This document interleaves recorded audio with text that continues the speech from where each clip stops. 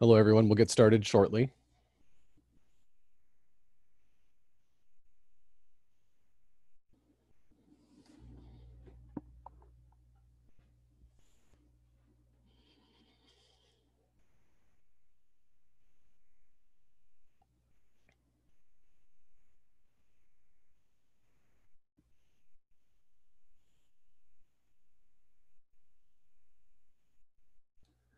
All right, welcome to another Wacom webinar.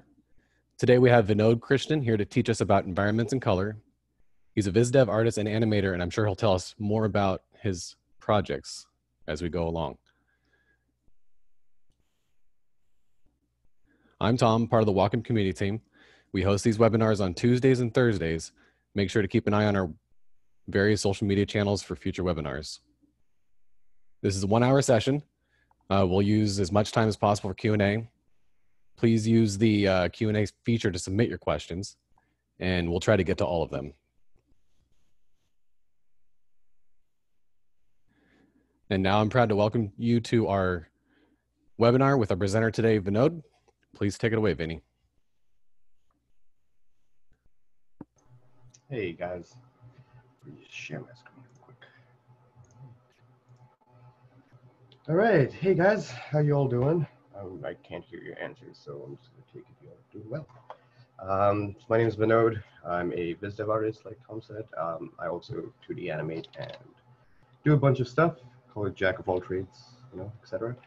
So today, I think we're going to talk about approaching painting environments. Yada yada yada with just start to finish, and we're going to talk a little bit about working collaborations and such. You know, at this time, especially when you're working from home, you know, it's the best time to really collaborate with your friends. I'm going to touch base on that after my demo. So a quick overview as to what we're going to go through today is I'm going to start with talking about compositions, making pleasing composition that is, you know, for cinematic purposes, in terms of environment, sort of building from ground up, talking about story, lighting, etc., etc. We're going to get into some details. So yeah, hang tight. But the main part of this webinar is going to be the coloring aspect of it, and I'm going to try and get to that without rushing into it. So yeah, let's start. So I always have a template set up.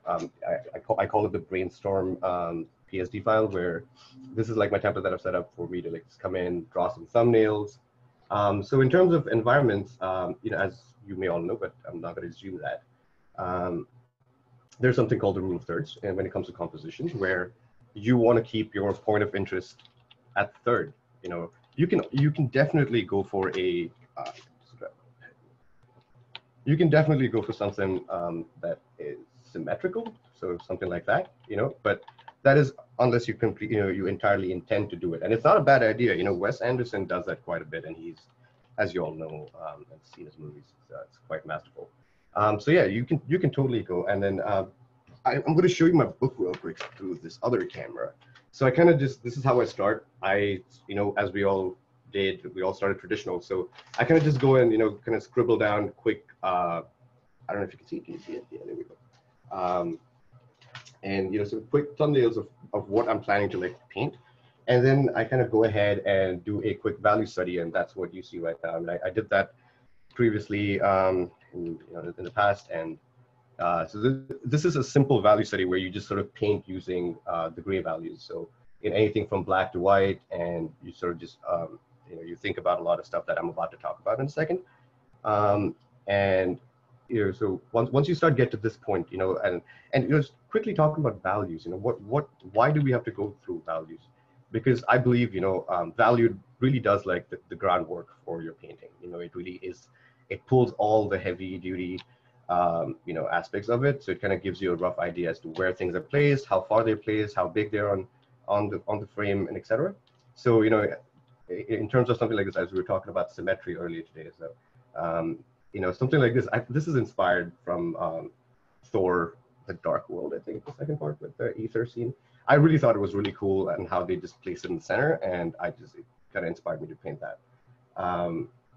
So yeah, you know, as you can see, I kind of used a lot of high contrast, because the technique we're going to use to color it is going to be super simple. Like you can bust out a whole something like this, like real quick. I'm going to show you what we're going to get at the end of this. So something like this, you know, through the means of gradient maps or just simple paint techniques. We can get this in about 20 to 30 minutes. I'm not even kidding. It's obviously, you know, it takes a bit of practice, and you know, you have to be patient with it. But at a certain time, you will be able to like sort of just bust this out.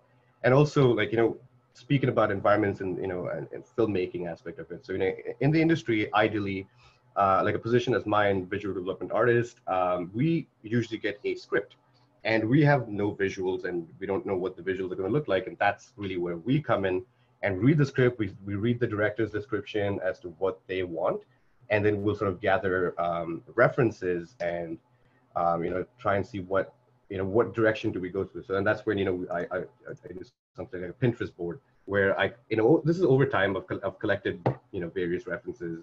You know, it could be for various projects, something like a canyon. Those are like the generic environments, which I probably will be doing today. So yeah, and so some buildings. I think this is for a project where we need this cluster of a city.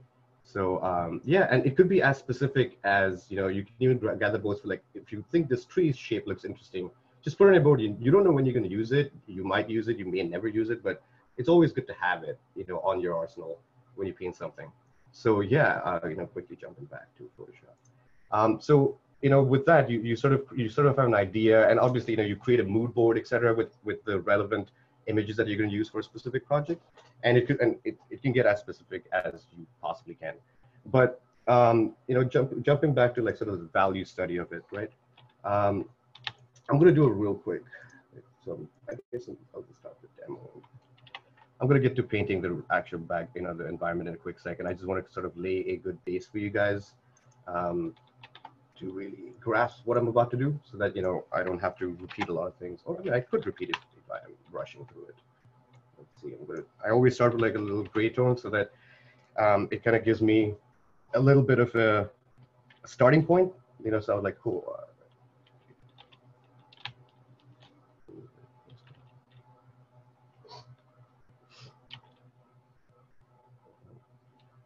Yeah, all right. So yeah, and then I just use this to sort of confine my painting in one area. So you just have to, I'm not very good at, you know, sort of explaining my shortcuts. I'm really going to try and, you know, talk about what shortcuts I use. So in order to select this whole layer, whatever I put, I just hold down the control button, and it kind of gives me this little box as I hover over the layer, and you click on it, and you can select the whole layer that way. So yeah, the way I sort of approach is I start with the lighter values. I'm just gonna pick a brush real quick. So we're talking about brushes right now, is that I don't use all these brushes. I use probably like 3 of them.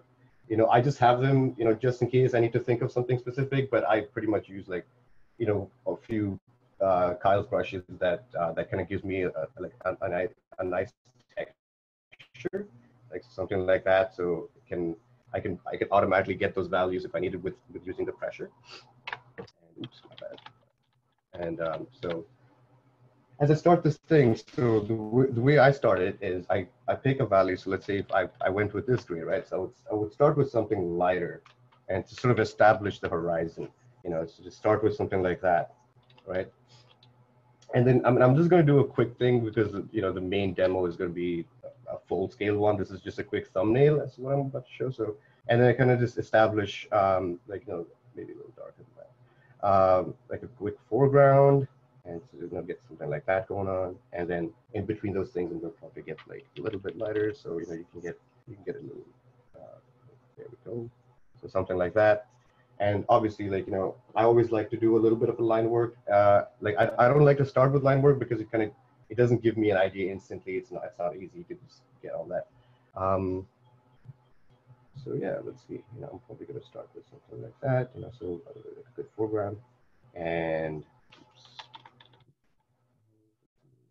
it's a mid-run. Like, so you really talk about, you know, when you talk about perspective, right? You know, obviously, like, if I'm visible horizon, my perspective, something like that is what I'm going for right now.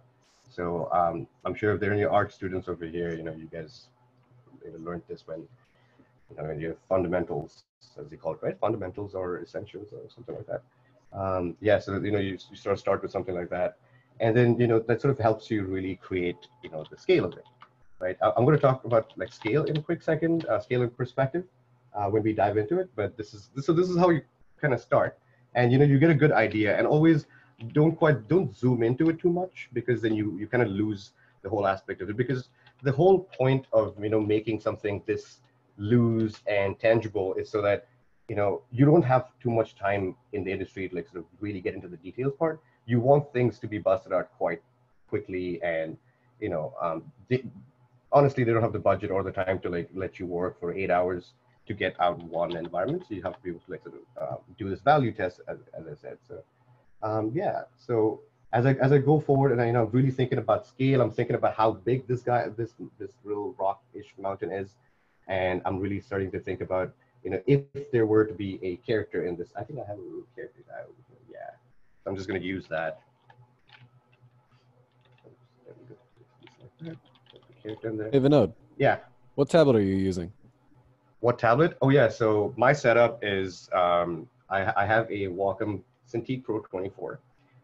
It's the high-end one, which has touch enabled in it, and I also use a little tablet, as you can see over here, as for my mouse, because since I use a pen all the time, I just gonna jump back and forth between these two to use the mouse, and yeah, that pretty much sums it up. Oh yeah, I got it. You know, since it's Wacom thing, I gotta talk about the product. Yeah, so coming back to scale real quick. So yeah, this could literally be anything, right? You could keep it this big and have that sort of drive the scene, or you could keep it that small and then place this character like really over there to really define as to how big this thing really is. And you wouldn't, those things are just, you know, guesses or choices that you make as an artist. You don't have to, you know, try and be as accurate as possible. This is, you know, it is meant for, it's a concept. It's not, you know, real life study.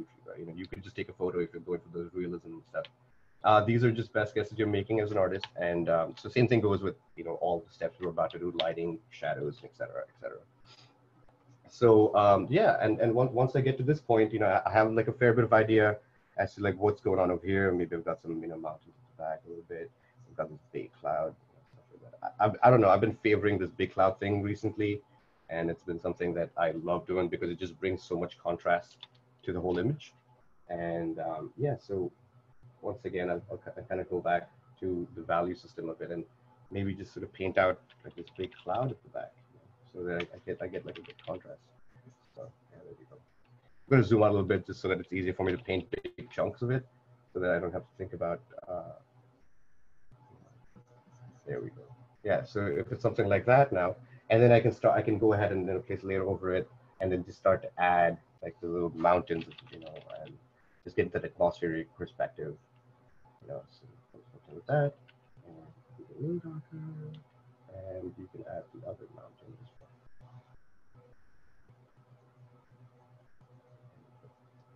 So you're automatically getting like that sort of scale perspective, you know, slowly coming together.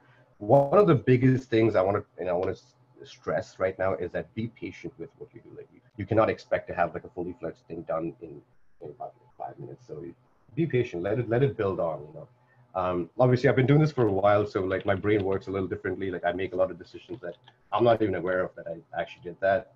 And then I was like, yeah, you know, perspective, scale, everything. But those things I make it on the fly. But you know, if someone is starting off, you want to just take your time, think about everything, you know, one by one, and then really sort of play around with everything. As in when you get to it, don't jump into like, I mean, I'm not even going to think about detailing that like, you know, ever. So like, I'm going to leave it at that right now. And that's pretty much like, you know, you kind of get the idea of where these guys came from over here. So, you know, you just start that, you paint about, you know, a couple of foreground layers, a couple of backgrounds, and then just sort of populate the scene as you go with it. So yeah, I'm not gonna talk too much into this because I want to get into the actual demo and really sort of, you know, explain everything over there. But yeah, the quick tips, like I'm just gonna go over that again. The reason why we do value studies is because, you know, you want to sort of define shape, form, edges, and you know, just a good amount of lighting, contrast, and some good shadows, like it's because you get to really work with the grayscale values, which is like from black to white. So you're not really thinking about color. You're not thinking about what color this house is and stuff like that. You're just thinking about where it's placed, and thinking about the composition. Because at the end of the day, you can paint the most beautiful picture, but if it does not have a good storytelling point of view, if it doesn't have anything like where you could place yourself as a character in that world, it serves no purpose. Then it's just a beautiful image, and that's fine. I mean, I guess good painters would be like, yeah, but that's painting. That's different. That's not for cinematic purposes. This is purely for, this has to move. This has to move on camera, etc. So you're thinking about where the character's placed. Also, another thing that I like to think about is the journey of the character. Like what's happening here? Like is the character like moving from a point A to point B to point C? Like is it doing that movement, or is it just here? Because so if you think of a setting like this where there's not much of a movement, so the character's placed in one area and it's like isolated, etc. You can all think about the emotions, etc. But yeah, you have to like sort of, it can be vague. It doesn't have to be a very specific storyline. I mean, it can be specific, but it doesn't have to be. You can think of a vague storyline. You can be like, this is obviously, I'm taking this off of Thor, but you can always build on anything you want. You can think of the way, how did this get here, etc. You can just sort of make a list, but that's really for you to understand. And for other people, it's more like an open to interpretation, where they look at the image and they start building a story out of it. But as long as there's a good composition to it, people will be able to do that.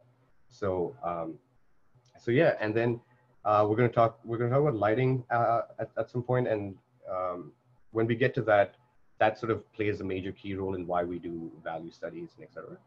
And yeah, so today I'm not going to dive into color as as a whole painting, but we're going to talk about gradient maps and busting things out real quick. You don't have, like I mentioned before, you don't have time to like really get into the nooks and crannies of what you're painting. You really need to get things out. So yeah, and with that said, I'm going to get started on this one. This is a little sketch due to time constraints. I just did this real quick doodle for sketch before, and so that I have something to start off with, because this is the point when you really think and stuff like that. And I wanted to skip over that because I already spoke about that with the thumbnails. So yeah, I mean, I did do a couple of ideas, I guess. So yeah, that's my idea too. And we'll go with the idea too. Leave that, probably get back to it at some point. That's the thing. I never really ditch any of my ideas. You never know. Like it might come in handy at some point, and you're like, oh yeah, I drew that the other day, and you kind of get back into it. So one of the first things I do when I start painting an illustration or an environment is I sort of create a grayscale, just a background, just to sort of help me with like the underlying base tone of it. So that I could I just play this black layer and I put the opacity down to 50, so that I can sort of later adjust it if I need be. But for the most part, I really rely on the other layers to take over and paint everything. But this is just like, I like to keep things open-ended. And then the other thing that I do before painting the values is I just create a quick little gradient layer on top, just because, as the sky goes up, it could be daytime or morning, it always gets dark, because unless the sun's like right on top. I think right now I'm going for a dawn dusk sort of thing. So I'm going to put that gradient right over there just to sort of help me with it later on. But yeah, and then as soon as that's done, now you can start thinking about I'm going to place it below the gradient so that I get some of that gradient effect on my layers. I'm just going to use a lasso tool over here because you can totally go and paint everything, but right now I'm just looking to get some values in, and later on get some the details and all this stuff. So let's start with this. And yeah, you guys can totally interrupt me and ask me questions along the way, and it could be about anything. I've been given clearance that you guys can ask me any questions you want, and although that's a little daunting, but I'm all in for it. So we'll start with a base gray tone right now. Just sort of getting that little. It doesn't have to be precise. It could just be something that you're starting with, right? So I think that's a little too dark, so I'm going to sort of push that up a little bit and start with something that is a little bit like that. So you know, yeah. So that's something that's about how much I want right now. And let's see. I like to layer my illustrations quite a bit because I just want like absolute control over, you know, if I want to place things behind, if I want to move things around, if I want to clip mask anything. So, you know, for any purpose really, you never know why and what. So I guess, you know, as you know, real quick talking about atmospheric perspective is that as things go further, they go lighter. As things come closer, they go darker. It's simple as like, you know, if you're as a human being seeing something through your eye, you know, as things go farther, they turn misty, right? So that's just the principle that we're going to use over here. So yeah, I'm going to start with I'm going to do this mountain real quick. So, and then the guys in the center over here can, you know, can wait for a little bit to get some colors in them. But for now, we're going to go with something like that. I think I'll probably, you know, move the camera later. Yeah, I think I pretty much got it. I'll probably just erase it. Yeah.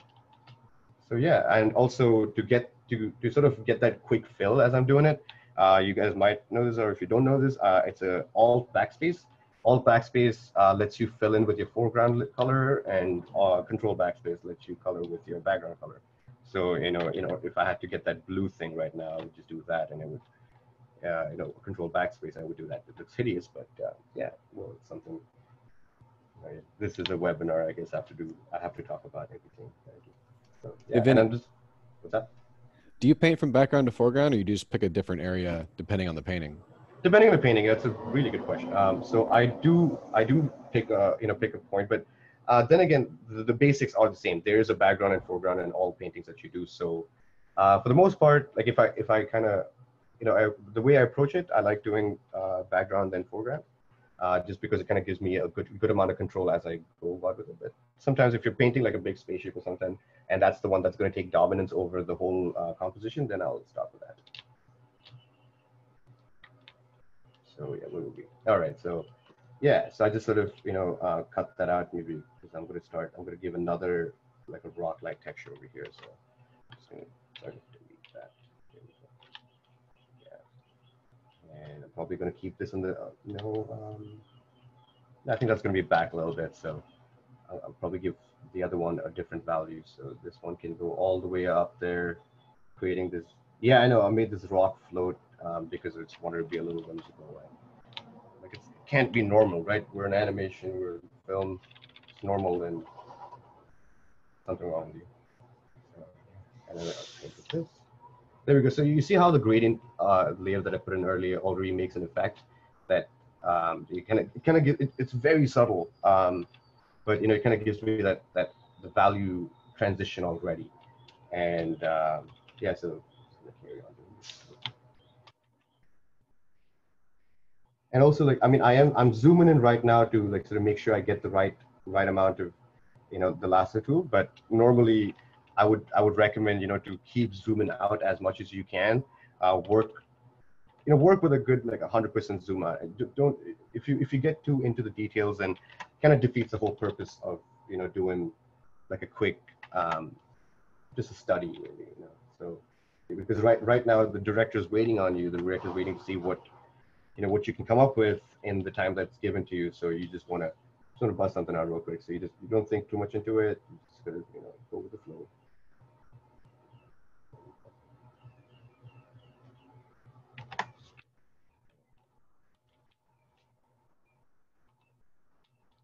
I'm just gonna real quick, you know, do a little bit of brush work right now, just to sort of define the ground.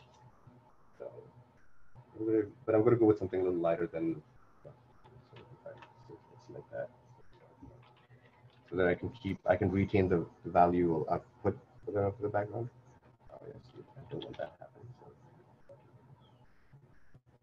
But yeah, you notice that I'm using the brush that I'm using. It's really chunky and big because I'm not really thinking too much into like what's going to happen in the sequence of like what I'm going to paint, etc. So I'm just sort of working in big chunks right now, and then eventually, you know, you sort of build on one by one.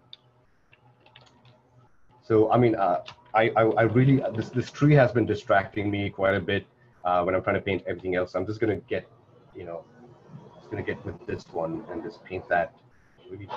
I don't like going all the way black. I try to keep it a little monochromatic, and just so that, you know, I have the room to sort of play shadows if I think there's gonna be shadows on it, or play some light on it. So I really don't want to go with full black at any point. I will be like, you know, sort of darkening things to almost like 100% black to when I'm doing contact shadows or anything like that. But as of this point, I just want to think about like just foreground, just big blocks of colors, and yeah. And the thing that I like using these kind of brushes is that kind of it already gives me that airbrush sort of thing, or you know, if you can turn on airbrush, it would be even cooler. You get that, you know, that nice little gradient already. Yeah, so let's see that. Yeah, so this is sort of taking shape very slowly, but you know, it speeds up as soon as you start. Once you're done with this part of it, I'm just gonna quick add in like some clouds, because that's what's the real driving force of this whole scene. The whole scene is going to be this big chunk of cloud and the light that's coming from the bottom of it. That's going to really light up this whole sequence. So I keep it like that right now, but I actually prefer doing it with brush so that I can automatically get like some cloud values in there. So you know, I just do that. Hey, Vinod. Yeah. How many, Sarah Jean wants to know, Sure. how many thumbnails do you usually go through in the initial phase to settle on one? Oof. I try to limit myself to about 3, because I used to work for a graphic design studio a long time ago, and there we used to do 3 options before we give the client 1. So that, I think that kind of carried forward with me like all these years. So I try to do 3, but then obviously your brain can sort of travel as soon as when you're sitting down in front of an empty canvas. And that's what happens, you know, when I showed you the sketchbook earlier today, like, I don't know, I think there are about 16 of them over here. So you just let it travel. But now I have 16 different options, and that I don't think I've painted any of them. So you know, I always have options to get back into. So yeah, good question. Thanks, Sarah.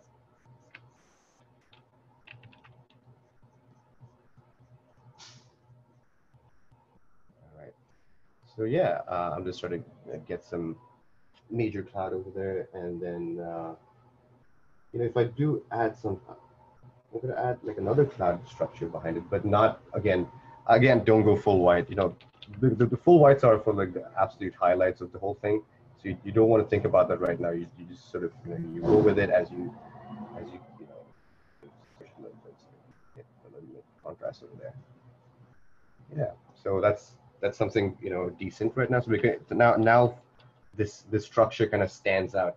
And you know, what I was talking about earlier with the thumbnails, you know, when I was talking about thirds, I always have, you know, this sort of a layer of third. I mean, you can just get a PNG off of Google and just drop it in there. And then right now, yeah, when I do work, I don't put this on all the time, because I kind of know where to place it, just because I've done this for a while, I guess. But it's always good to have it. You know, it's always good to double check once you're done after a certain stage. Like at this stage is when I start thinking about, like, I slowly, you know, take my brain out of the whole, you know, what values I'm doing, and start thinking about the composition and, you know, where this is really going. You know, I don't know where this is going, but you know, it's going somewhere.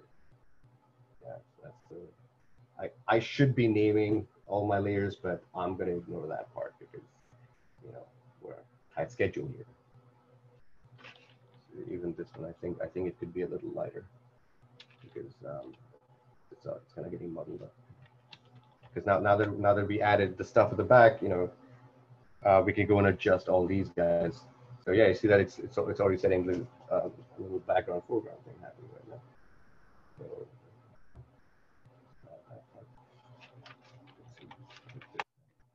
then we'll just fill that in, because you know, since I couldn't see it earlier, I missed it. I missed a few of them.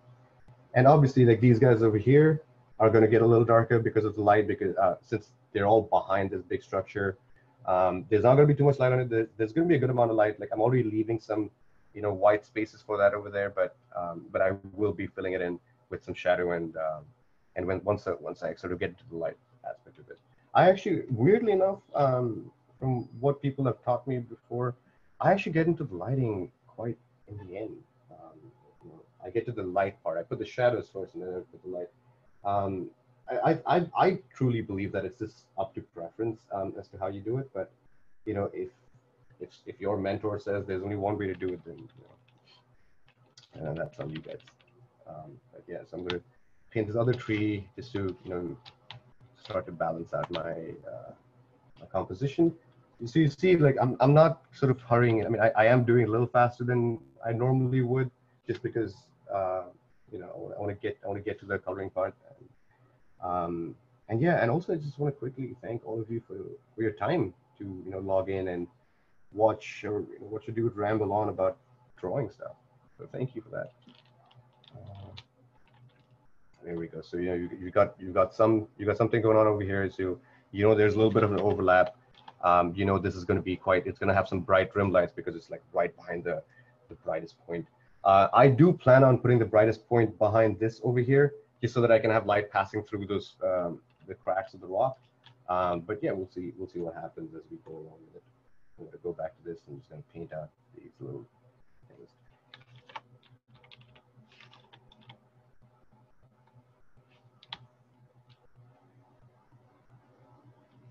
So I've got a question for you.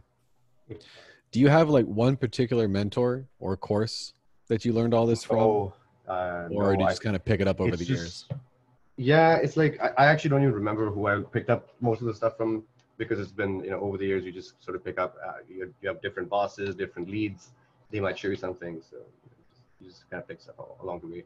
And also, I do sort of spend quite a bit during my free time watching tutorials and stuff like that. And sometimes, like, I would really grasp as to what they're talking about, but sometimes I just listen to it for this quick tip. I actually forward, and I was like, I just want to know how to do this one quick part. So yeah. But mentor-wise, I think mentor is a whole different thing. I've been fortunate enough to have a lot of people along the way who guided me and who taught me, all the stuff that I do right now. So those people are, I kind of limit that to like one or two people that I sort of reach out to if I need any advice. But it's always good to have multiple eyes on one thing. Like I'm pretty sure you guys must have heard. I'm sure you guys must have heard, like, when you have to, you'd be guided by some people in the industry. You will be given different advices all the time, but it's it's really up to how you take all that information and then how you execute, whatever advice given to you. But you also start to realize that, on how that advice really works, because sometimes it may not work the same way it worked with another person. So yeah. It's a really long answer, but yeah, thank you, Tom. All right, so I'm just gonna start adding some of the darker values now, just because I've come to a point where I'm starting to understand where is what and at what distance. I think except this guy, I'll get to that point as we go, because those things are just, as I call it, they're just accents in your environment. They're not really, I mean, they do give you a little bit of a value in terms of depth and atmosphere, but I'm not really worrying about them right now. I'm more thinking about, like, how am I going to light this person, and how am I going to light this tree, and what's really going to go on in this big chunk of space over here. So, so yeah, I'm going to try. I mean, the one thing that I'm trying to get good at is to talk during painting something, because I cannot. I get into my little zone, and I don't know how, actually, Sarah Jean, who just asked a question, I don't know how she does it. She can talk while she paints. Well, then here's another one for you. Okay. When you're doing a rough color scheme in Grayscale, from foreground to background, do you always go from dark to light? For the most part, yes. No, wait, I go from light to dark. That's what I do. And why? Because I like to sort of establish the horizon first, because I want to know at what eye length is, what we're watching, because that kind of plays a key role in perspective, where your horizon is. You could have your horizon up there, and you can sort of have the camera just tilt all the way towards it. But I like to sort of do in this piece, I did the back mountains first, because I just wanted to establish that sort of distance. And I will be probably changing it. I'll put some mist on it and stuff like that. But at this point, I'm only thinking about, the values of it, right? So, but it really depends on piece to piece. But for the most part, it's light to dark. And because because once you go dark, it's hard to come back from it. And you can always add darkness to lightness, and you can't, like, adding lightness, darkness, just it's more of a brain stretch, in that case. So, I think that's why I like to keep things simple. And I like to keep my thought process simple because there's already too many complications and you have to know so many things already. So, yeah, I hope that answers your question. If it didn't, you can re-ask it, and I'll be like, I'm happy to sort of take a minute and answer that. All right, yeah. So I'm sort of bringing in some light. I use a soft brush, sort of just going over, just roughly. I mean, I'm just sort of thinking about, where the darker areas would be. Obviously, like, I'm going to probably bring some light in here. But I'm just sort of going in and just painting some of that, So I mean, so since the light source is going to be here, the entire horizon almost right above is going to be like the massive light source. So I want the center of this to like really have that contrast. Also, like when you're working with something like what we're going to be working with, gradient maps, you want to think about contrast, a lot, because what the gradients map does is it sort of takes, a lot of your white values against your black values. And then it vice versa, to really put in the key colors into it. So you want to sort of do all the little hard work and thought process and everything right now, so that when you're coloring, and you don't have to think about any of the values at that point. So again, so I'm, probably due to the time of this webinar, is that I'm probably not going to be able to like get this to like complete fruition with details, but I can assure you that I'll get it to a point when you guys can really see that, okay, like that's what it could, that would suffice if you send it to the director, and you can kind of get an idea of what kind of theme we're going for, and what kind of the whole mood, look, feel, etc. Call it what you want, but yeah. So at this point, I'm going to stop there. So I've been under the tree layer all this while, so on purpose, because I really don't want to bother these guys too much. Again, Control Select to select those guys. So, and now I can just only work on them. So I can kind of give like this real quick, I'm gonna zoom out a little bit. But yeah, so you see, I'm zooming out quite a bit, and I start to notice a lot of things, as and when I like really dig deep into it, and I can't really see much. So at this point is when I can start to see where I'm lacking light, where I should be focusing more of my time on, and etc. So and then right now, again, this is also a step when I'm just letting the brush flow. I'm letting my thoughts flow. I'm not, thinking about the detail. I'm not thinking about how I'm going to light this little crevice and stuff like that. I'm just sort of, lighting the whole thing as a whole. And let's see, I think I need some. So how much texture do you include in just the grayscale versus the color paint? The texture, I don't include too much texture. I think the texturing part is with the color and like what the material is, etc. But I don't really.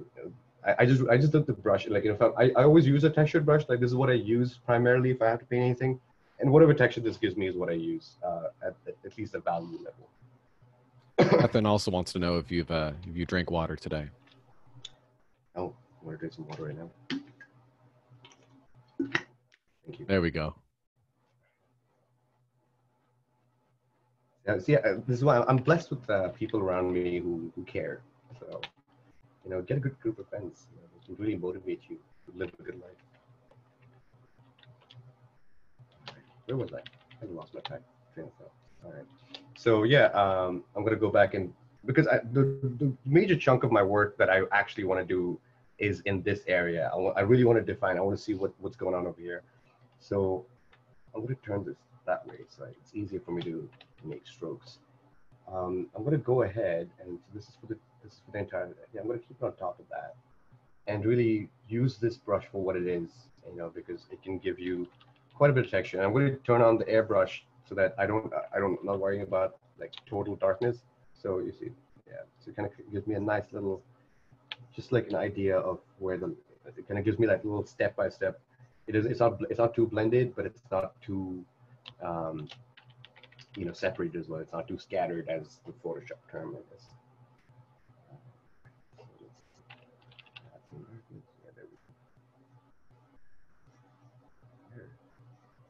see that you're almost getting like that sort of sand, dirt line kind of texture.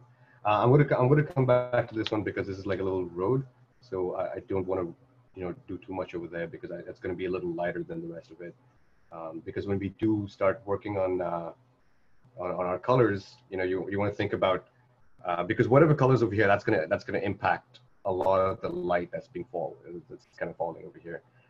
You want to keep the light areas light, and you want to sort of build on the dark areas first, and then once you're done with the shadows, and once you you start to say, okay, cool, I'm kind of getting there already, and then you slowly start to, like, I'm starting to think about a little bit of the details over here. Oh, that's not what I want.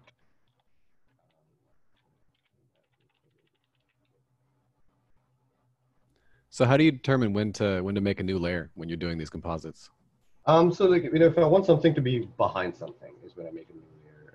If I want to, if I want to be able to control something as a sole, like right now I'm on 16 layers, and this usually an environment, I don't try and go over 50 layers because, also forgive me for not naming these things, but I usually name them when I do things, and I don't want to take the time to type out shade 1, shade 2, and foreground, background, etc. right now. So because I think I'm just going with the flow.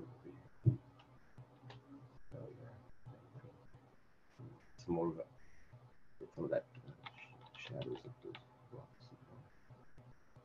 We'll probably get a little dark, almost black. Yeah. So you see that like as soon as you start going darker is when you start nearing the 100% blacks, and and because you start thinking about like the contact points, when like different rocks hits, like at this point over here, it's going to be really dark, and especially over here. But yeah, I'm just starting to think about, like, when I put the rule of third, this is the one that's taking the major focus. So I want that to be the one that's that's completely fruitioned, and then eventually get to everything else.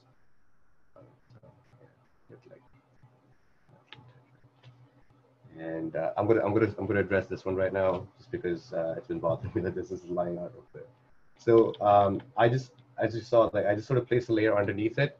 No reason, because I just don't want it to intersect with my shadow layers over here that I've done. So I just want to real quick have that. So yeah, and also if you're about to ask, the line art that's gonna be removed at some point. That's just a suggestion for me, that there are these 2 layers of clouds, and I'm gonna have to come back to that. And these guys will eventually get some attention when I'm done with this guy right here, because these guys are supposed to be floating up in the space and controlling this little rock being lifted off. So I want there to be like good amount, like the lighting on this one's gonna be a little weird because they're up in the air. They're not really like in the ground. They're not being affected by things over here. So the shadow is going to work very differently on this one. Especially that one's just going to be a really light grayscale, and it's just going to be pushed in the background. This is for purpose that you don't really think about right now, because you're not thinking about the concept. You're thinking about the values, and you're thinking about how much darkness do I apply and where do I apply it. So I'm going to apply a little bit over here because I'm starting to see this getting a little muddled.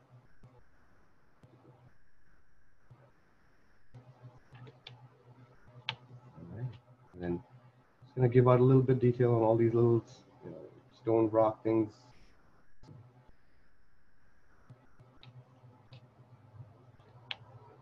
And then back to my soft brush real quick. Let's just run over that one. So just get that contact point. So, if I do have to go in and add some, I don't know, some trees or something, I can sort of do that. And even now, if I go really small with the brush size, it doesn't really soften that much, so I can do that. And I also use the eraser quite a bit. I don't think I covered that. So I kind of flip the pen around a lot. So, but I'm going to use the eraser right now. So my eraser is always set on soft brush with the airbrush on, just so that I can sort of control the lighting. So let's say, this layer right here, I want more light to erase. If I do erase it, it kind of gives me those, like a good little texture, almost like, Tom, since you asked about texture. I just use, the values to really accentuate anything that I'm doing. Go back up all the way. some darkness on the tree. Also, like, you know, when I do go all the way back black, I can always control the opacity. And since I do work with the airbrush on, which I just turned on, it's quite easy to use. You know, control. I solely rely on the awesome pen pressure of Wacom tablets. That is what 8,192. Quick little Wacom shout out. So yeah, I use the pressure sensitivity to really push, you know, because I can either go all the way black like that, or I can just kind of do something like that with the same. I didn't do anything else but just change the pressure on how much I'm using on the screen. Some of that in there.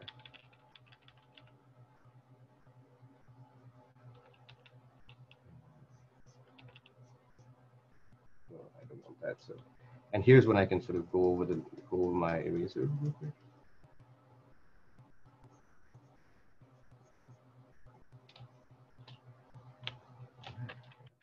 So we're getting to a point when I can start thinking about the bright parts, because right now we're obviously in a very dark zone, and you know I've barely added any lights. I'm just using the light grays that I already used before to bring the lighting in, but there's obviously going to be a lot of the white values that will really push the whole thing, you know, into what I want it to look like. I'm going to just go ahead and like erase these guys real quick. I'm not going to erase them all the way, just to kind of give, I want just a hint of it because it's really distracting. Right. And what would I call that? So Sarah Jean's got another question for you. Do you prefer drawing characters or environments? Ooh, I don't know. I kind of, I do both. I like doing both. I'm just gonna say both because I've never had a preference for it. My mood changes. I think, you know, if you ask me what I'm in the mood for that day, that could be a separate question. But yeah, it just changes. So, but mostly right now, my job entails me to like paint environments. So I guess for now environments, but I do come back home and draw characters. I've never really had that sort of notion to stick to one thing. I've always kept my brains a little open to doing anything I wanted. I've always had the confidence to like learn something if I wanted to learn it, and just go about with that.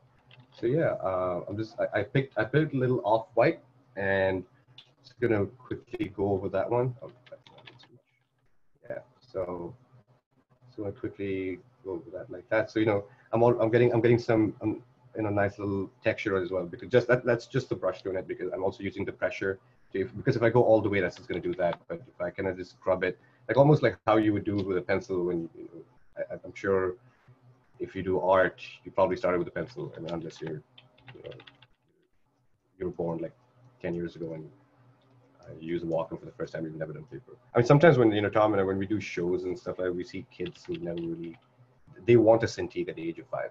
You know, so it's quite amazing on how far we've all come. But as someone my age, I've done with paper, so I kind of use the same fundamentals even with digital. The only thing I love about digital is the Control Z factor. So I'm going to enjoy that as I do it. I haven't Control Z. I haven't undone anything. I'm just going to go with the flow. But that's one thing that I've sort of realized is, you know, as you start working in stress, you know, these sort of stress environments, and you want to get things done quickly, you start to, you know, just make decisions and not really go back on it. You know, you're like, yeah, you know what, I'm going to do that, and then I'm just going to make that work. I'm going to make that work. So yeah, you see already just with some lights like right there, kind of gives so much information already. You know, I have to add like some little bit of, you know, atmospheric perspective on those guys over there at the back. And yeah, so again,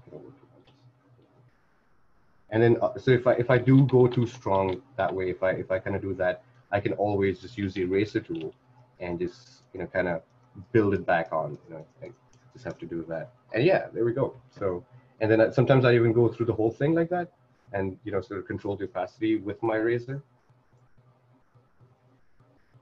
So when you started drawing digitally, how'd you get into it? And then what was your first tablet?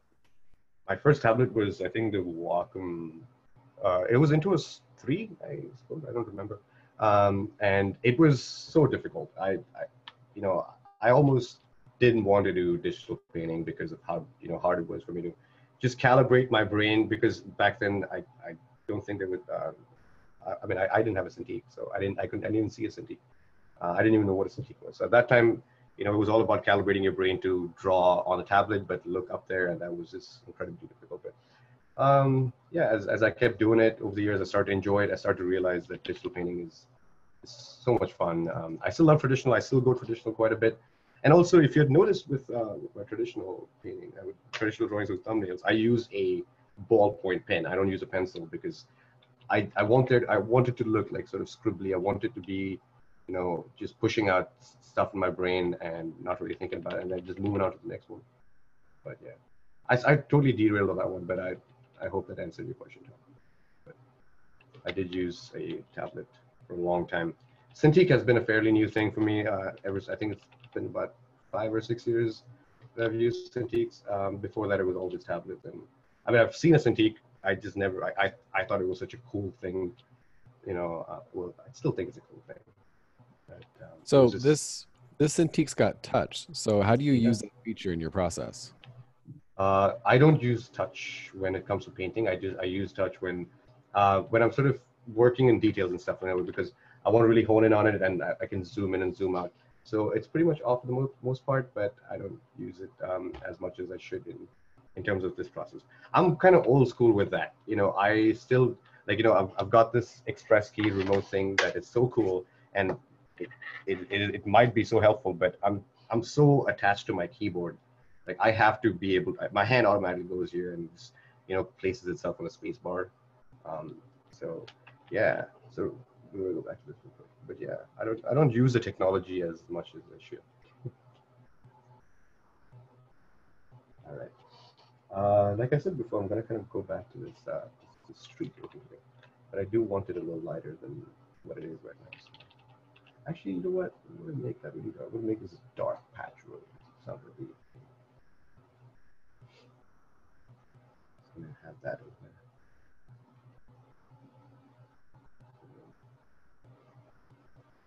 Now that I've sort of placed that, it's dark. As long as it's darker than that little light part, that's all I was worrying about. And then here is when I'm going to do some work and you know, probably soft brush it and get some of that, you know, let it blend into the whole atmospheric lighting of it. All right, so I'm going to go back to the high. That's my short key for highlights. I call everything highlights. It could be like I have highlight 1, highlight 2, and then eventually rim lights is how I name it. But right now, since we're working with highlights, and I'm going to brighten some of the parts over here. Because, you know, like I mentioned, I'm going to say this over and over again throughout this whole thing. Be patient. Please be patient when you're doing something like this. You know, I'm not trying to rush in. I'm really trying to like just take a second to myself while I'm doing it, and just think about what my next step is. So yeah.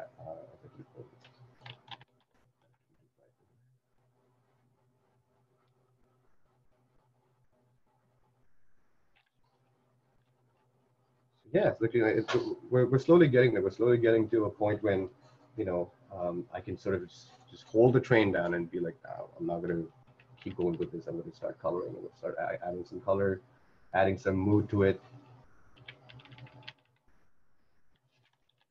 So Vinod, we're about at the hour mark. You want to keep going? Yes. Can I keep going? Is that okay? Of course.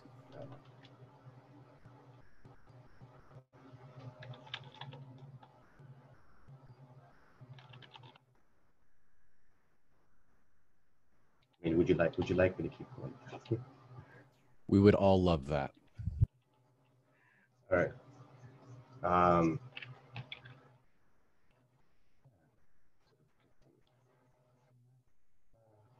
Shadows. Okay.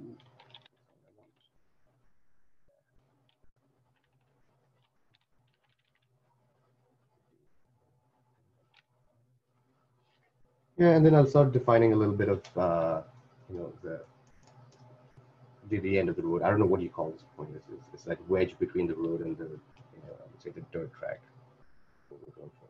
And then I'm going to really start adding some major contrast, and then we'll eventually get to the tree, because this tree it's gonna have some light, because right now it's intersecting with all the stuff that we're trying to build over here.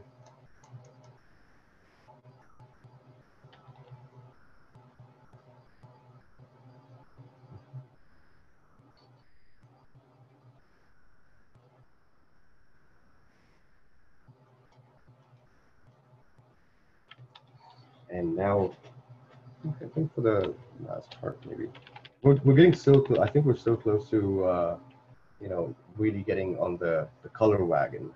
That's the one that I'm actually quite excited about.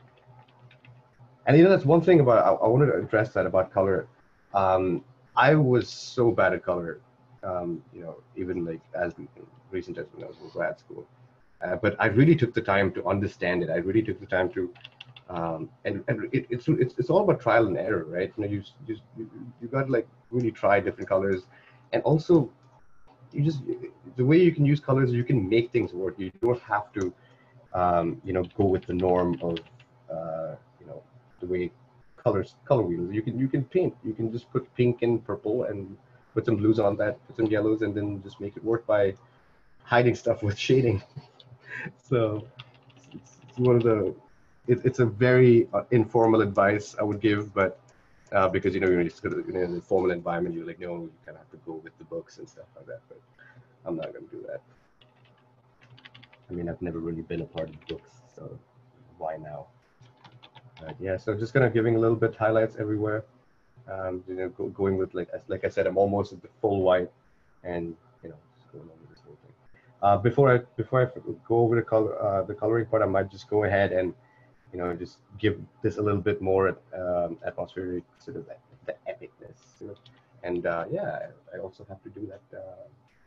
These guys over here, I'm going to use semi-dark green. Too dark for me. Yeah, so something like that. I don't want it to be seen too easily. I do want like a hint of it, but you know, I'm gonna let that sort of, I don't want it to carry the scene. I want this to carry the scene. And then I'll just add a little bit of shadows on it so that it kind of just settles in. Because you know, on this one, the light's because it's literally at the horizon point. It's not being blocked by anything right now, so I don't want to add too much shadows to that. And then get that.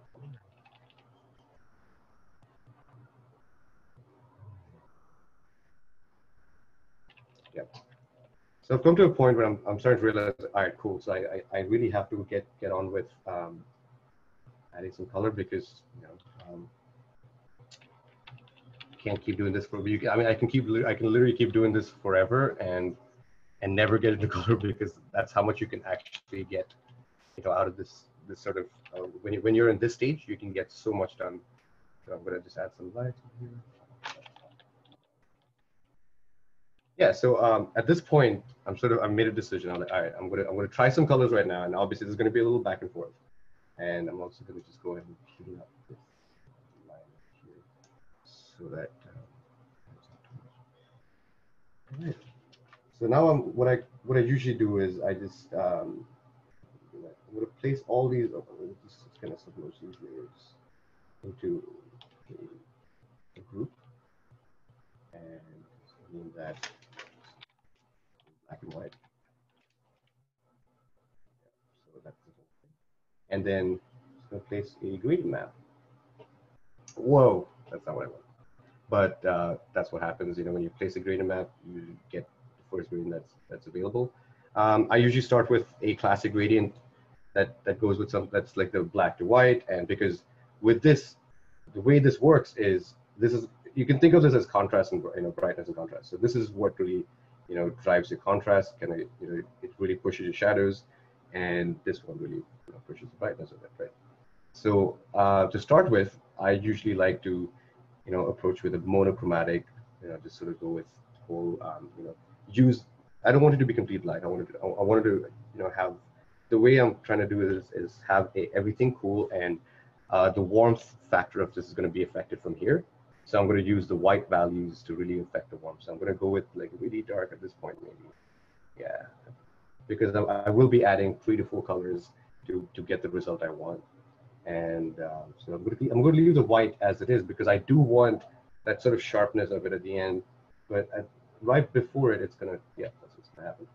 When I go to the black over here, and then I sort of add, see like a little orangish tint. Yeah, you see that? So sort of creating that that automatic light. So now you can see that the coolness is over here, and you've got a good amount of warmth, over there, and a little bit of tweaking around over here. I can really sort of push it to what you want, and I don't want it to be this yellow. I do want it to be a little bit like that, so that because right now I'm starting to think I'm not thinking too much about where it's affecting. I'm just thinking about the overall color, look, and feel to it, because I will be going back and adjusting some of these shades over here because I feel like it's a little too muddled over here. And then kind of even going with the contrast. I want this to be a little brighter right there. But the way you can do that is almost like just push this, and if you bring this up, you can almost get some brightness there. Yeah, there we go. So I'm starting to get some whites there. Yeah, that's what I want. All right. And I can also go in and add a bit of, I don't want that to happen. So we did go with a cool blue before, so now we're gonna go with something a little lighter. We're gonna go with something along the lines of something like that, so that because like right now there's enough blue right now because I don't want the warmth to be dominating all the way. I want there to be a good balance between warm and cool. And also there's like a classic little thing, when it comes to lighting is when you have warm lights, you kind of want cool shadows and vice versa. So that's where I'm kind of going. But that rule is, I would say, it's a little bendable. So you don't have to go with that aspect. And I'm going to add a little bit of I don't know. I like adding a little pink to it just to. Ooh, not what I want. So yeah, I always like to experiment with it, but it doesn't always work. But yeah, so I try to get that, but that's just me being wacky at this point because I have to go and adjust the yellowness of it. And this is the whole thing that I'm doing right now is literally controlled by the values that I've added before. Like the reason why this is really bright is because that's the point that I've gone with, sort of making that the most brightest part of it. And I do like, using reds quite a bit. So red is like a semi-favorite color of mine. I do like it a lot. Yeah. Yeah, the chat's really liking your color choice.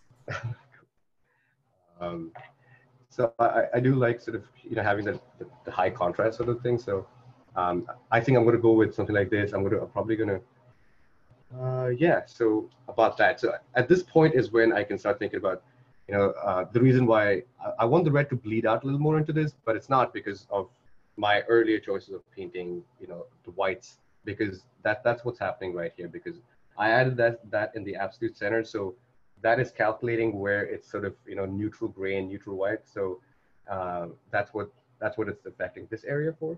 And also like this is not the end point, right? This is the point when I can start to I have a better understanding of what I've painted. What the choices I've made, what are they sort of affecting. So now I can sort of go back into it, and it can go back to behind the mountainish thing. There it is. Speaking of painting, have you always done environments and characters since you started in the industry? No, it's been a weird ride. I first started as a 3D artist, and then doing modeling. I used to love doing modeling, and then I hated how technical it was because I used to always love drawing, and then I went on to I did storyboarding for a while, and then I didn't think the 2D animation was existent, and I just sort of neglected that. And when I moved to the States and I started seeing all these Adult Swim shows and etc., I wanted to 2D animate, and I spent I think 2.5 years of my life at SCAD just 2D animating, and I did nothing else really. And then I moved to LA, and then I started liking visual development, and then I jumped guns, and I was like, I'm going to do visual development. And again, I like to really work, to get something. I'm not a natural artist or whatever that is. I hate the word talented. I've put in so many hours into, everything I do. I'm not the one to believe to, like, I don't like sort of, abandoning things if I started it. So if I did do 2D animation, I'm going to stick to it. I'm going to make sure that I get to a decent stage where I can sort of show my work around. And then I sort of, oh, like, now I can paint something else. And because of that, now I've come to a point where, when I do work at a studio, the studio has the confidence in handing me things of different scales. So like they would be like, yeah, we need concept art. And then, or we also need this 2D animated, we need this composited in After Effects. All this sort of thing has come along the way that, yeah, it's been a weird trajectory. I've not talked about it for a while. Just think about it right now. Yeah, I've seen a lot of your work. You are awfully talented. Oh, thanks. What's the most challenging piece of art you've done, and why was it challenging? This is the most challenging piece now. Because I'm making you talk. The most challenging piece, I think it was this VR short film I had to make it at SCAD. That was the first time. I had no idea what I was getting into. None of us did. Our whole team didn't know what we did. That was the most challenging. It wasn't like the artist. It wasn't the filmmaking point wasn't the most challenging. It was the, incorporating in VR, thinking about narrative in VR and stuff like that. That was, I think, by far the most challenging. But I mean, I've then went on to work on projects such as like with Sony and Netflix, etc. I don't talk about those as a challenging project because you're under a constant guidance of your supervisors and your bosses, and you can ask questions at any time. So it's challenging to work, but you have the guidance. And when you're doing a student film, you have the professor's guidance, but they're only doing a class, But after that, you're on your own. So yeah, that's what I'd say. Let me get back to this real quick. Totally abandoned. So yeah, I'm gonna go ahead and add a little bit more contrast at the end of it, so that I want more light sort of coming in through here. You see that? Since I've already sort of let the gradients talk to me about what colors I'm using. So as and when I add the whites and the blacks, it already gives me the color value. So if I have to go in and give more light on this guy, I can just go and paint like a little bit. If it's above, obviously it will happen. Yeah, so go and paint that. So you see that you automatically get some good bit of lighting on it. Like you can just do that, and you end up burning the whole scene. But I don't want that to happen right now. I just show that as an example. I don't want it to have that much light right here. I do, however, I want some light on this road. So just gonna go over that. And then, so the other thing that I do like to do is, so above this, apart from using gradient maps, there is this other thing. I'm pretty sure if you guys have learned digital art, you probably know this already, is that you can, I like to do this, this thing where you can just turn your layer to overlay and then paint over it, and then it kind of gives you that color. It gives you the value of the color, but it also kind of dumbs it down, so it's not too much. So you see that I'm just using blue, so it kind of gives me that. It kind of gives me that little accent of the color. But yeah, I'm just going to go ahead and just paint that.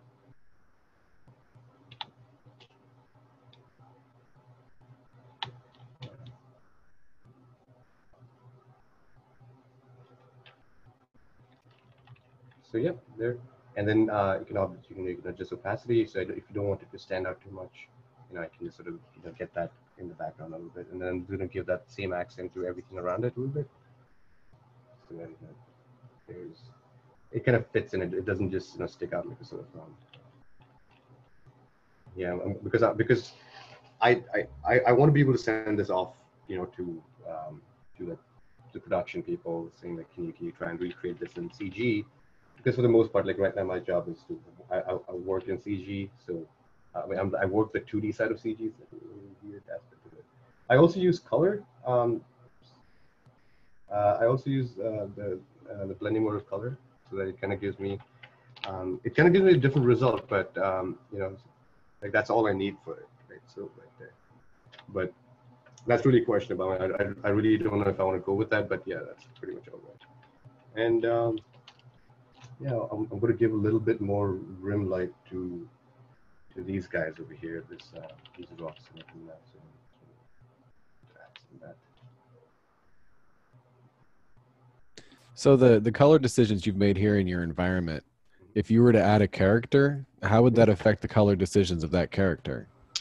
So the color decision, because like at a point when it's this sort of setting, you know, your character is almost a silhouette, because you know at this sort of lighting, it's gonna you're gonna have to have the character really dim. But if the character is up over here, you know, if he's really up in the thing, then I would use I would use something like I would use more of a cool color, because since you know there's a lot of warm lighting here, I would use something like a light blue, or you know, I want to go in that sort of, if you want to see the character really. But I like doing dark stuff, so I paint with a maybe like a really deep dark purple. So let's say, you know, something like that. You know, I don't want it to be too sharp, but I want it to be a little saturated. So, and I just keep it at that stage. And I want to paint over that, because you know if I paint underneath it, the gradient map will affect it. So I don't want that effect. And also, like in case if you don't want it to affect anything else, and if you still want to work on that, you can do that. But you know, it's just, you'll have to clip mask and everything. And one of the ways that I find really effective to do it is that once you select on this layer, you just have to hold on Alt, and it kind of gives you a little option. And if you do that, it kind of clips this one to this entire group. So it won't, this little layer won't affect anything else apart from that little group. So if I were to like paint a character like you'd asked, it'd be something like, you know, along the lines of that. So and just gonna place that of,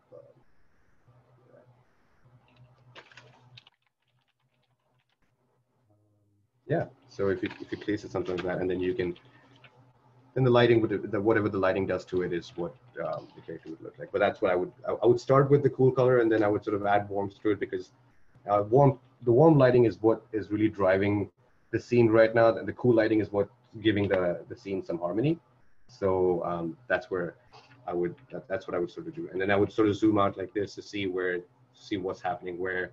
And as you can see, I don't like this little this blue over here, because I don't want that sort of rim thing happening. You know, I wanted to sort of push that in a little more. So yeah, there. I wanted to blend, so I'm starting to push that more towards orange, so that you know I don't want it to like create this. And probably, you know, probably go in there and just add a little darkness to it. That's too much. Cool. Yeah, get in there. Yeah. So I mean, obviously, like, you know, when it comes to painting, especially when you start a new environment, do something you've done before, you have to make a lot of guesses. You have to guess that, okay, you know, there's light coming from here, and what is it affecting? What is it not affecting? And so I just realized that I haven't done any sort of lighting over here. So I'm gonna just go and accent that part, and by literally simply, I don't even have to think about the color. I have to think about how much of it. So I'm gonna kind of go off white. And as soon as I start painting off-white, it kind of gives me the red. See, it's so simple. So there. I mean, this is it's actually quite easy once you get once you get a hold of it, and you'll be able to bust out environments in such short time. Like I took about, like, let's say like an hour and some minutes for this one, and like, you can still go on. You can still keep going, and obviously, like, I have to talk while doing it, so you know, it did take less time or more time. But if I just go into my zone and get this out in like about 20-30 minutes, and that's all that's required. You know, you don't want to think more into this after this point. You want to sort of move on and, you know, go and try the other stuff that you have that's on the plate. So yeah, I'm going to stop at this. I'm going to stop the reel, and, you know, if you guys have any specific questions at this point, you know, I'd be happy to answer that. But while you guys think of questions, I will go back to this one and just talk about, like, how I set up the colors on this one. Like, so especially all these things, I sort of painted it in using different methods. This one was the least amount of effort, because I'm only using 2 key colors. I'm not really going with any, like, I made sure to paint a lot of the whites. Let me show you real quick. So this one, like, I named all of it. Good boy. Right. So if I turn it off, you can see I added a little bit of the yellows, because I wanted some sort of a contrast to all the reds. Like if without the reds, it still looks the way I want it, but I just wanted a little bit of it, and then, so that it kind of just pushes everything forward and backwards that I want, the way I want it. This one was a little more trickier because I wanted a lot of brightness on the beam that's attacking the house. So like that, I had to add like a bit of, add an accent green. And I also did a little bit of texturing with the grass in the corner. But that's just really like, when you have some free time, you can go and add that. It really, these two guys really don't have to be there to really push any of the presentation part. So yeah, so you see I added the green right now. I do that. And I'll show you the gradients that I use on each one of these. So like this one, I use a gradient that is super simple because I was focusing more on the blue side of things. Because also on this one, like, I mean, sort of in contrary to what we did with our previous painting, this, like, I let this be black, and I kind of just put a little bit of warmth around it, but I let the blue light, because I want that to be the real driving force of this entire illustration. I want people to look at that, and I don't want people to look at this at all. I just want everyone's eyes to like sort of lead up to this point. Well, that's actually kind of brings me to the point where I can talk about tangents. So tangents is something that really like boils my blood if there's a tangent in a composition. To explain to you what a tangent is, let's say if something like this, if I had to place this mountain,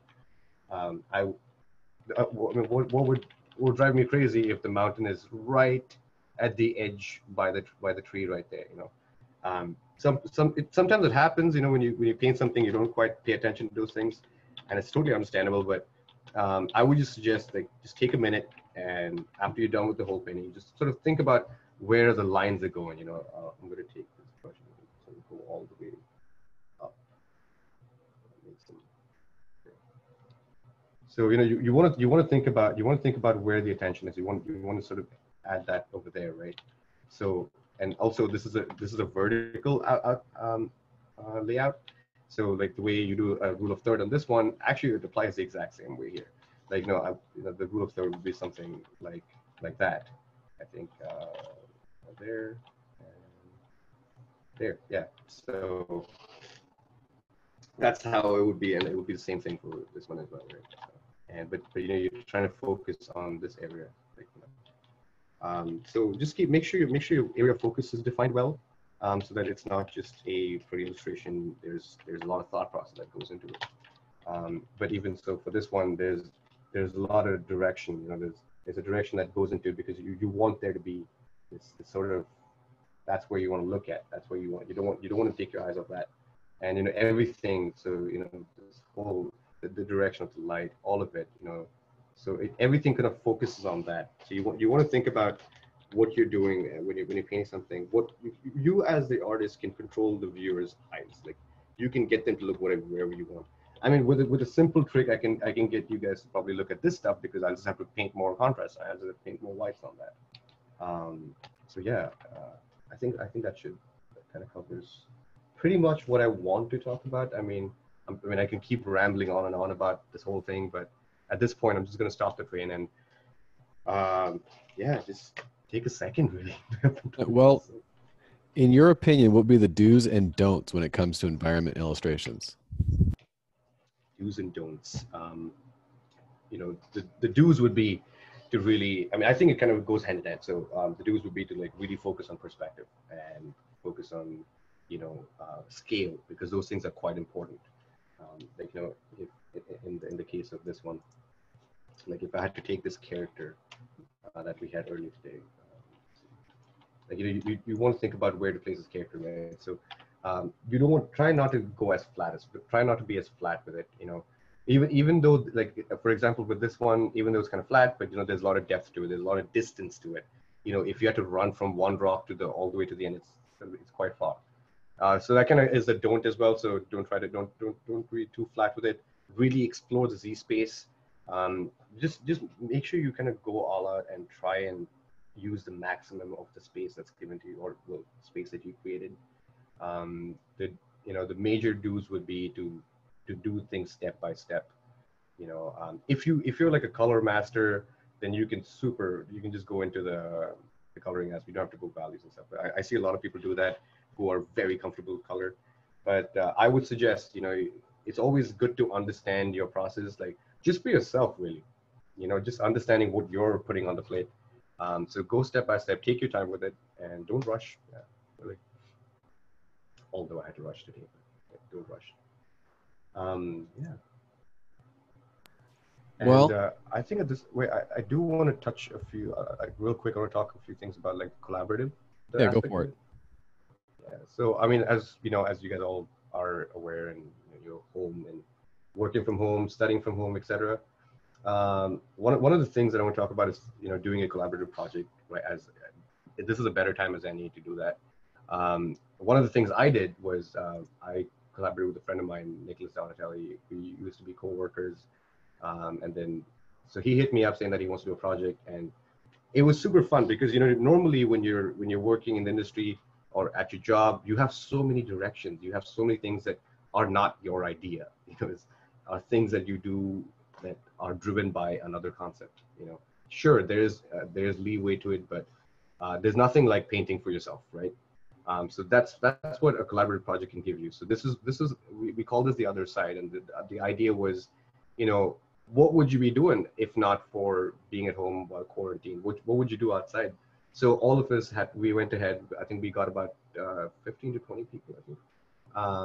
To they all kind of gave our ideas, and it could be anything. I mean, it's not like we're gonna go and do any of these. It was just an idea that I would rather be doing this rather than staying home. And so all of us sort of took the time. We took about a month to do this. We gave each other, because we all have things to do all over the day.